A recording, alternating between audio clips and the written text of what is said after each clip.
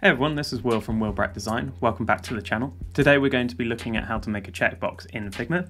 We're going to be creating all the different states and then we're going to turn it into an interactive component so we can use it in our designs and have it actually animated between the different states as well. At the end of the video we'll create a quick mock-up showing how you can then use this component in your designs, but we're going to start out by actually creating the component directly in Figma. So this is kind of what we're going to be creating here. Just a checkbox like this. This is the active state. We need to create a few more states, such as the default state, the active state, which you can see here, and a disabled state. We also want to create some animations to tween between the two, or between the different states, mainly between the deactivated and the active state, or the disabled and enabled state. And we then want to be able to then create that as a component which we can bring into our designs like I mentioned before. So let's get started. So I'm just going to move this over here. What you want to do is you want to create a rectangle to begin with. This rectangle, as you can see, is perfectly square. And if this is not enabled by default, you want to go and enable it so that these are constrained. So when we change this to, let's say, 40, it will change height to 40 as well. For this checkbox, we're going to make it 20 pixels by 20 pixels. So it's pretty small. And then I'm going to zoom in so you can see what I'm doing. So here is our basic shape. So if we select this, I'm going to add some rounded corners. 2 pixels seems like enough, but if we look at this mock-up here,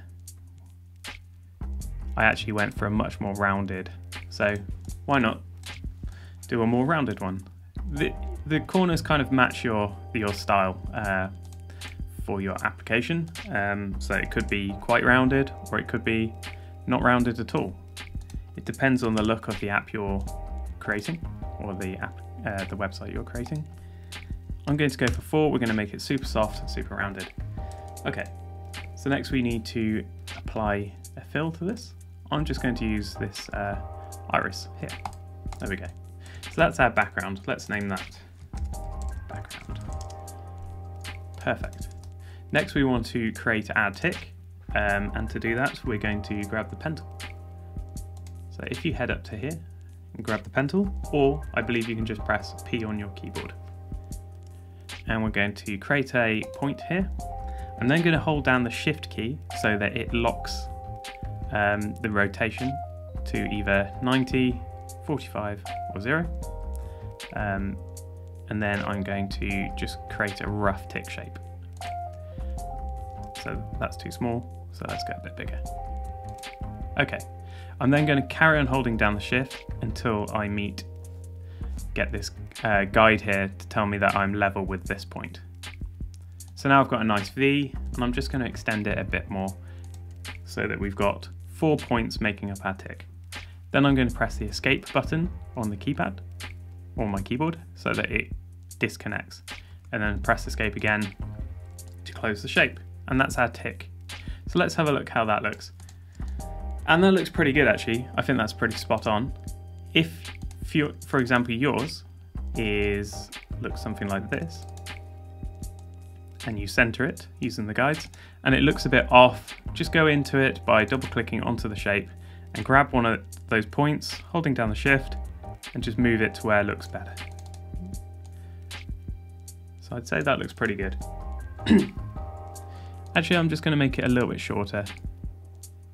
One shorter. There we go. See what that looks like. I'm just going to center that for now. And still not happy with that. I'm just going to add a tiny bit more length. Remember to hold down the Shift. There we go. Now I'm happy with it. That looks pretty good to me.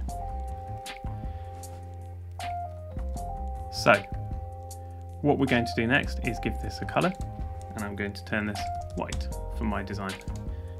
I've changed my mind. I want to make it slightly longer. So this is all part of the design process, just making it how you want. You could actually use an icon pack here. You don't have to create your own tick. You could bring one in from an existing icon pack. You could use something a bit more accurate than what I've done here to make a more kind of visually aesthetic tick, but for me this is fine. If you click on these, you have some settings within your stroke here. Because the shape was created with a stroke and not a fill, we can actually do some interesting things here, like change the stroke width. So we can make it really skinny from 1 pixel, 2 pixels, which looks right, 3 pixels starting to look a bit on the fat side, so go back down to 2, and then I'm going to have a look at different end caps. So you can see we've got arrows, we've got a circle arrow, but I just want a round end here. Same on the other side, so that actually kind of feels a bit more rounded. You can do the same with this curve here, where if we go down to here and we go to the join, we can actually make it rounded there too.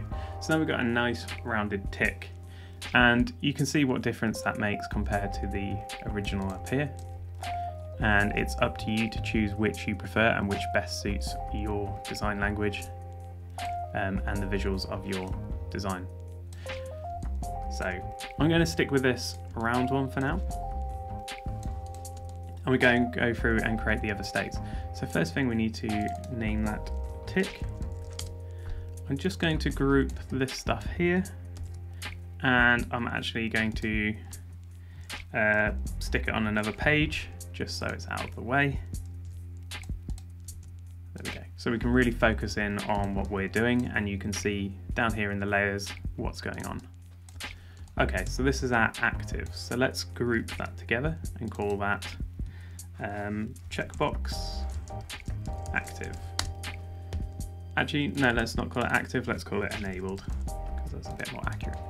So next we need a new state. And that is our unchecked state. Actually, as a checkbox, I'm going to rename it again and just call this. No, I'm going to leave it enabled. So you can choose what to call it, your different states. I'm going to stick with enabled, and I'm going to go for default for this state. So here we can hide our tick. And I'm telling you to hide it rather than delete it, because we might actually want it for our animations later. And here we're going to go into our background, and I'm going to change the color to, I'm going to unlink that first. So here are your color styles. So just a quick lesson here. If you click into your color styles, you're actually locked into the palette you've created. So this is just the default one that Figma have given me. So I can't select any other colors outside of our color palette. This is really useful when working with a design system, so you don't introduce new colors. You're always using ones from your existing design system. However, we actually don't have a color here that we need, so I'm going to unlink it from that color library, and now I have access to the color picker and I can choose whatever I want. So I'm going to go ahead and pick a white, but then I'm just going to add a tiny bit of almost lavender back in, just so it's kind of still nicely within the same kind of color palette for this design. I'm also going to add a stroke here. So by clicking adding stroke, we've just added a 1 pixel stroke on the inside, so you can change that to the outside, but then it makes it bigger than this shape, and we don't want that. In this case, we want it to keep the exact same shape and size, so I'm going to select inside. Color wise here, I'm going to let's have a look. That's quite cool. I'm going to stick with this Iris 60, and we're going to go stick with this color palette here. So this is our default. So this is unchecked and checked. So next we need a disabled state for our default and a disabled state for our enabled.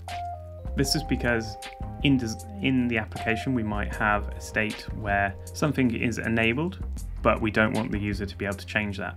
So there might be certain conditions where they've enabled a setting and the system can no longer disable that setting based on some circumstances. And the same thing for the default state, where it might be default, but we don't want them to be able to enable it we're going to disable it and show that it's still actually default rather than enabled. So let's do that now. So I'm just going to drag this one down here. I'm going to do the same over here, so we've got a duplicate, and then I'm going to put another / and call this disabled. Same here. Actually, I am going to change this because you'll see why. So checked. Up here again, let's call this unchecked. Unchecked. And then we're going to call this enabled. And this one disabled. And this one enabled. So if I had left this state called enabled, it might be a bit confusing because it'd be called checkbox enabled. Essentially what I'm saying is it's the checked state and it's enabled, which means we can actually use this component. Whereas here it is checked, but it's actually a disabled state, so we can't use it. So disabled states are often grey, so I'm going to go ahead and make this grey. So I'm just going to pull this way over here, and then I'm going to add a little bit more grey into it, like so. And then I'm going to, what am I going to do here? No, I'm just going to leave that like that. And we're going to do the same over here, so I'm going to turn that iris 60. This one here, I'm just going to colour pick the same grey over here, and then I'm going to give the stroke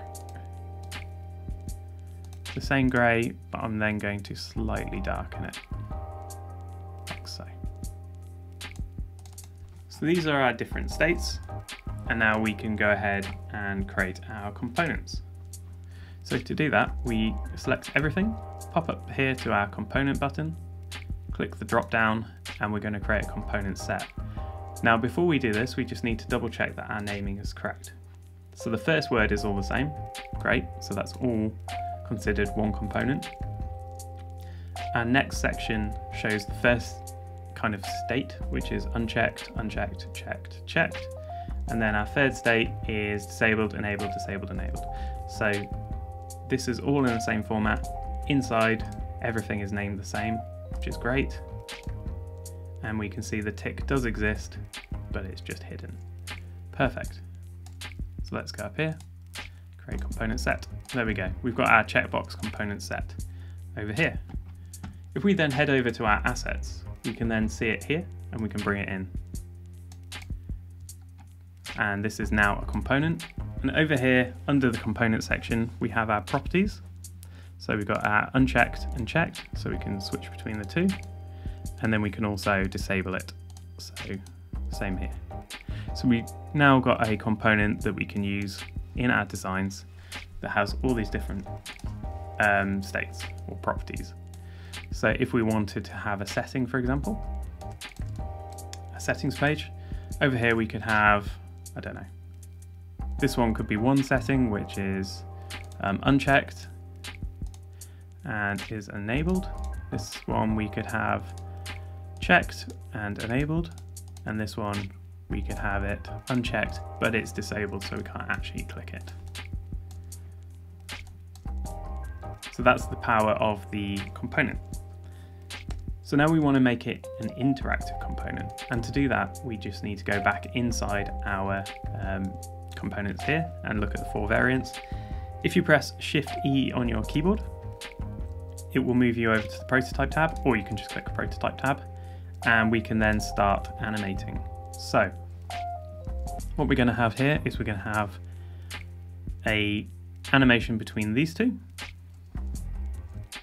which is an on click, the property will change from checked to enabled. That's correct. We don't want this to happen instantly, but for now we are going to leave it as instant so I can show you what that does. And we're going to do the same here, and it goes back, on click, unchecked to enabled, and it's instant. And we're not going to have any animations between these because there is no user interaction where it would ever go from enabled to a disabled state. and vice versa. These are unclickable, so we're going to leave these unlinked. So if I now bring back my component over here, and I'm just going to stick it inside a frame, and I'm going to give that frame a bit of auto layout. I'm going to give it, I don't know, quite a lot of padding. That's a bit too much. Let's make it 20. There we go, and I'm just going to put a background on it as well. So there we go.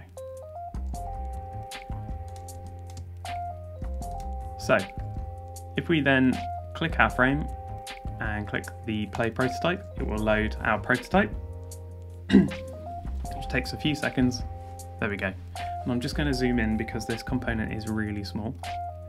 So as we can see, if I click somewhere, it shows that this does actually have some animations on it. So if I click it, you can see it turns to enabled. If I unclick it, it turns back to the default state, or unchecked state and check state.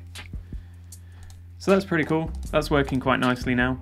We could bring in more of these. So if I just change the auto layout, let's have it 8 pixels between, and let's add a few more. Go back and play. We can see that this works now for all our components, and this is the power of interactive components within Figma. So what would be quite nice is if we could have an actual animation between these states. So instead of it just being instant, we have a bit of an animation. So to do that, we need to come back into our checkbox component, press Shift E again, and have a look at these different transitions. So if I click this one, and let's change it from instant to smart animate, and we'll just leave it as the default for now, and do the same here, smart animate. So it will follow the ease out curve, which looks like this, and it will do it over 300 milliseconds. Okay, so let's have a look at what that looks like. We go back into our, there we go, we can see it's now got a animation. And what's really cool with Figma is that we didn't need to reload our prototype, it just does it automatically, which is awesome. Okay, so let's have a look at doing something a bit different. Let's change the curve to an ease in, ease out, and do the same on this one. Ease in, ease out. Okay, and now it's a bit smoother, but I'd say that's a bit too slow for what we're trying to do here, so let's speed it up a bit. So the 300 milliseconds, that is our transition time. So let's make it a bit quicker, let's make it 200. And the same here.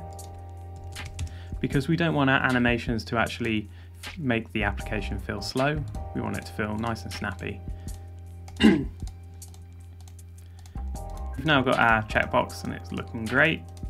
Let's use this component in a design. So if we go back here, let's open a new page and call this design mockup. Let's click our frame tool and let's just select a default one. Let's go for the iPhone SE in this case. And I'm going to just quickly add a rectangle inside here.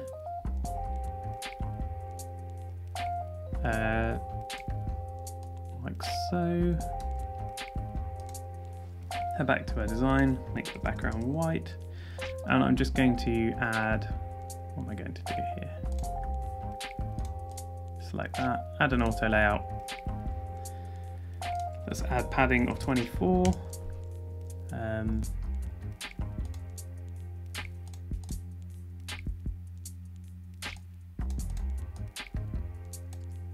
Okay, I'm not sure what happened there. It seems to have deleted my rectangle, but that's fine. I'm just going to add the auto layout to the frame itself, which I think is what I wanted to do anyway. Let's make this 16 between items, and let's add some text. Call it title, and drag and drop that in. Before I do that, so I've just undone that because when I dragged it in, it resized, and there's a reason for that, and that is because our frame is set to hug, but actually I don't want it to hug it. I want it to remain that fixed size. So I'm just going to undo that, And before I drag the title in, I'm just going to go up here and select a fixed size, a fixed height, and then I drag it back in and it doesn't resize. So let's make this semi-bold, and let's make it our primary color, and let's make it size 24.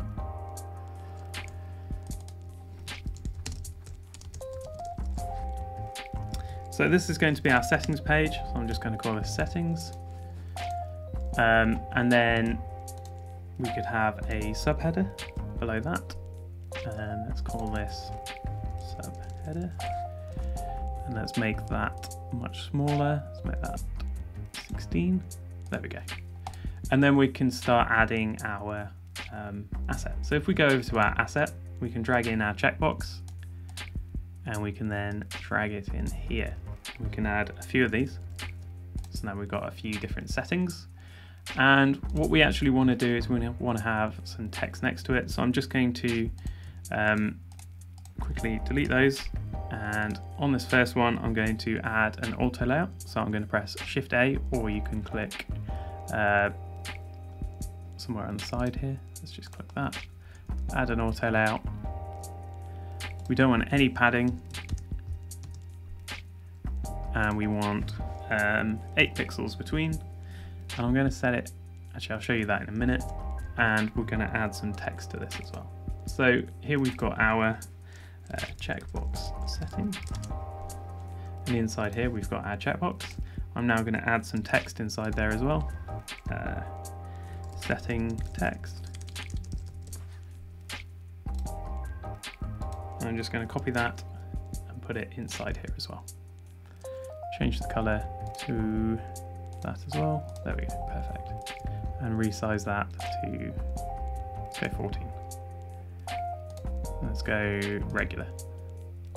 So we can see that it's actually aligned to the top, and we don't want that. So I'm just going to grab that and align it to the center.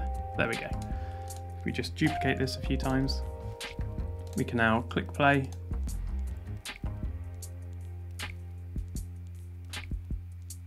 And we can see that our settings are now working perfectly in our app mockup. So that's everything. Okay, thanks for watching. This is Will from Willbrack Design. Please like and subscribe if you like the video. Leave a comment below if you have any questions or any feedback on the video. And I look forward to seeing you in the next one. Cheers.